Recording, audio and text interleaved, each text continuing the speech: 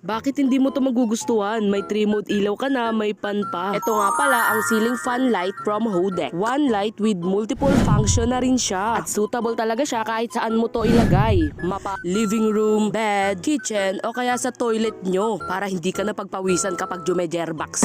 Sa halagang 279, pang aesthetic talaga to te. May 360 angle na rin ang adjustment niyan. Ito nga pala yung kanyang remote para sa kanyang mode. Meron tayong on and off. Yung kanyang light kapag matutulog ka. May warm white, may neutral white, ay may white na rin yung kanyang mode. At meron din tayo dyang button kung gusto mong mas malakas or mas mahina yung kanyang brightness. At adjustment sa light kung gusto mong mas warm or gusto mong mas cool. Depende sa'yo yan te. At hindi mawawala yung button para sa pan. Meron tayo dyan from low end to mid round to high end yan. Meron naman sa oras dyan na may 1 hour, 2 hour, 4 hour. Depende sa'yo yan kung anong oras mo siya gusto mag-turn off like 1 hour. Pwede. Depende talaga sa'yo yan te. Oo, yan nasabi ko na lahat. Ano pang hinihintay mo te? Pang aesthetic na rin yan. I-check out mo na rin yan sa ating basket or kaya dyan sa ating link para make